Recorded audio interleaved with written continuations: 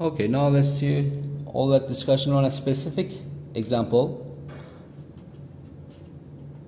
Let's say we are given the following language: 0 to the n, 1 to the n, and greater than or equal to 0. Let's just write down some sample strings that belong to the language. For instance, epsilon belongs to this language because n can be 0. In that case, we have an empty string belonging to the language. 0, 1, basically n equals 1 means 0, 1. N equals 2, 0, 0 followed by 1, 1. N equals 3, 0, 0, 0, 1, 1, 1, and so on. All these are inside our language L. Remember that we have actually talked about this language previously in the context of context-free languages, and we have given a context-free grammar that recognizes this language. Now we will, from another model's perspective, we will try to give a PDA that will recognize the same language. First of all, when we design a PDA for a specific language, we should first come up with an informal description of what our machine is supposed to do. So informally, let's give the informal description of our PDA, what it should do. To be able to recognize a string of this type, where we have a bunch of zeros at the beginning followed by ones, and the number of ones at the end should be the same as the number of zeros we see at the beginning. To be able to recognize strings of this sort, now in our we have a stack in our computational model that we can use as well, okay, as compared to the finite automata model. So this means that in theory, we should be able to store some information indefinitely. Okay. With this PDA and with this language, what we will try to do is, in our PDA, we will try to basically store all the zeros that we see at the beginning into our stack.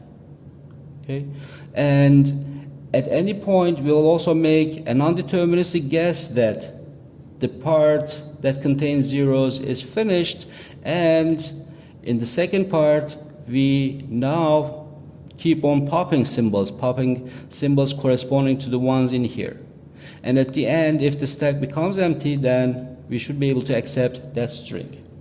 So informally, basically read zeros from input, read as many zeros as there are in here, corresponding to every zero in here, and from input, and push, let's say a specific symbol, let's call it A, and push an A into our stack corresponding to every zero that is read in here, corresponding to each symbol 0. Basically, this means that, for instance, once we finish reading the first part that contains all the zeros, we will have as many A's as zeros in our stack. Okay, this is so that we can actually count the number of zeros that we have seen at the beginning. How do we do the count? However many symbols we have in our stack, that will be our count. That will be the number of zeros at the beginning. But at the same time as we read all these, each time a symbol from the input, at the same time we will non-deterministically make a guess that we have reached the middle of the string, so that we will now start processing ones. So at the same time,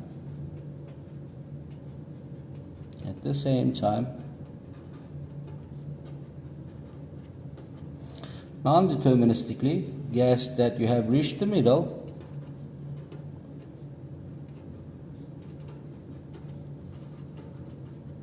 guess that we are at the middle, so that the part that contains zeros is finished. And once we make this non-deterministic guess, now we need to pop the A's that we had stored earlier from the stack corresponding to every symbol 1 that we read from the inputs. Read 1's symbol 1 from input and pop corresponding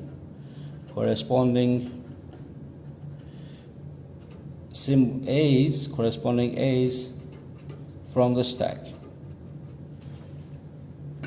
So what we do in this part is read zeros, and for each zero that you read, push a symbol A into the stack.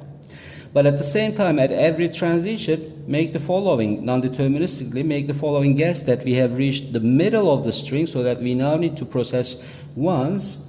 So non-deterministic guess that you have reached that middle, and now start reading ones from the input tape and pop the previously stored A's from the stack. At the end, if we have our string in this format, 0 to the n, 1 to the n, what we expect is that the stack should completely be empty, assuming that at the beginning we start with an empty stack. At the end in here, we should end up with an empty stack if the string were in this format. Okay, so at the end,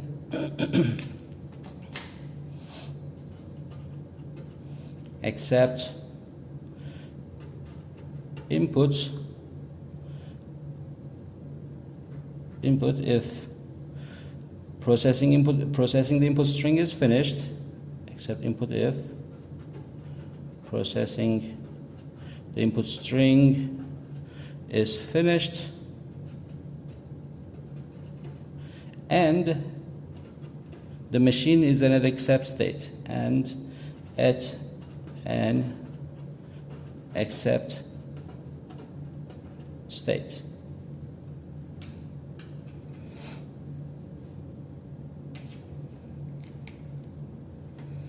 Oh, there's one more condition. That condition is that we need to finish the input, reading the input string at the end.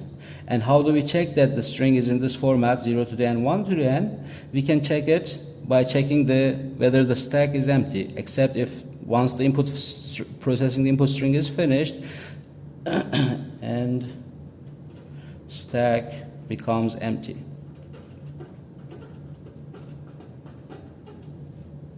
So at the end, we will accept if the stack becomes empty, which means that the number of A's that we have pushed in the first part is the same as the number of A's that we have popped in the second part, which means that the string is in this format, 0 to the n, 1 to the n.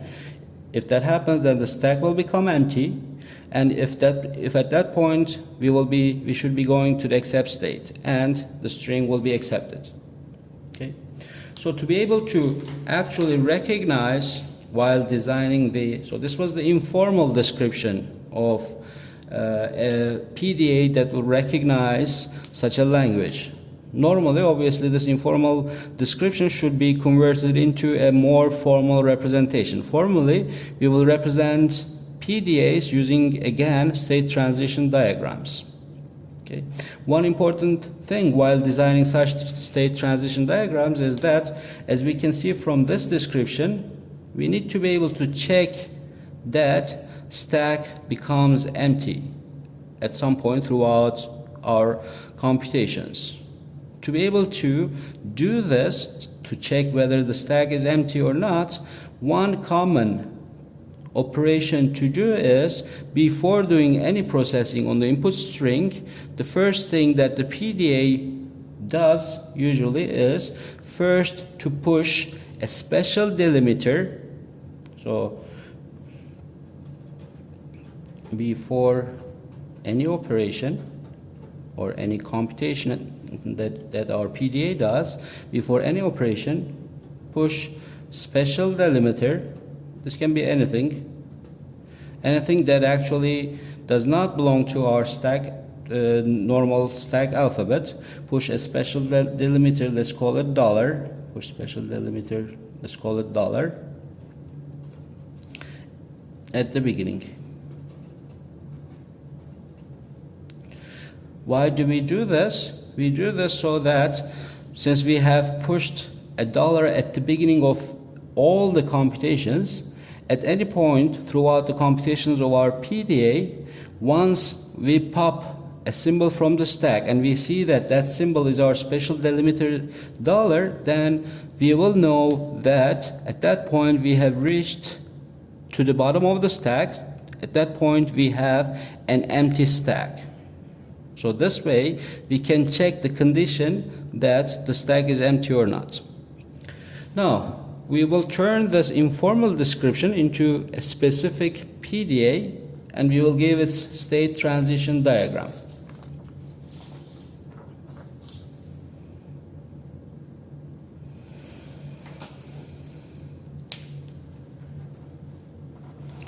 As usual, we have our initial starting state Q0. Remember, the first thing that we do is simply push a special delimiter dollar into the stack. We do this with the following transition: epsilon, epsilon, dollar, and we go to a new state Q1. Remember the meaning of this transition. The first symbol was corresponding to the symbol that we read from the input tape. Since with this transition, all we want to do is simply push a dollar into our stack, this is epsilon, meaning that we don't read anything from the input tape. This is also epsilon. This second part was corresponding to the symbol that we pop from the stack. Since with this transition we don't want to pop anything, we simply pop epsilon. And we want to push a dollar into the stack. This part was corresponding to the symbol that we push into the stack. At this state, we now have our stack is almost empty except the dollar delimiter at the bottom of the stack. Now, in terms of our steps that we have described in our informal description, we need to keep on reading symbol 0 from the input, and corresponding to every 0 we need to push a symbol A into our stack. This is one thing we need to do. Since we may need to do this repeatedly, we will do this in a loop.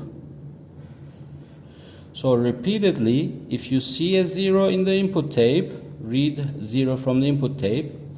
Don't pop anything from the stack, epsilon, and push a special symbol A on the stack. This corresponds to our first step. Keep on reading zeros from the string, and corresponding to every 0, push symbol A on the stack. And in our informal description, we said that at the same time, make an undeterministic guess that you have reached to the middle of the string so that you can now start processing ones. Now we need a transition to do this, to do the following. At the same time, make an undeterministic guess, and so that you can start processing ones. To do this, we simply add a new transition from Q1, that is the following transition, epsilon, epsilon, epsilon, which means that don't read anything from the input, don't pop anything from the stack, and don't push anything into the stack. This means that while you keep on reading zeros from the input, at the same time make an undeterministic guess at each time that the middle of the string is reached. Assuming the middle of the string is reached, we will be at Q2, and now we need to process the symbol, the second half of our string. So in this case, we said we now need to keep on reading ones, and corresponding to every symbol 1 that we read from the input tape, we need to pop a symbol A from the stack. Since again we do this repeatedly, we will do this within a loop at Q2. Now read symbol 1 from the input tape, pop A from the stack, and don't push anything into the stack. Push epsilon, don't push anything into the stack. This we will keep on doing until we finish the processing of the whole string. At the end, we will go to the accepting state. If the input string is finished, meaning that we now don't read anything, we read epsilon from the input, and our stack is empty. We can remember that we said we can check this by popping a symbol and seeing whether it's this first special delimiter that we had pushed at the beginning, and don't push anything, epsilon, and go to the accepting state, Q3. Throughout the processing of the input string, we reach at the state Q3, and if at that point the processing of the input string is finished, then our machine will accept the given string.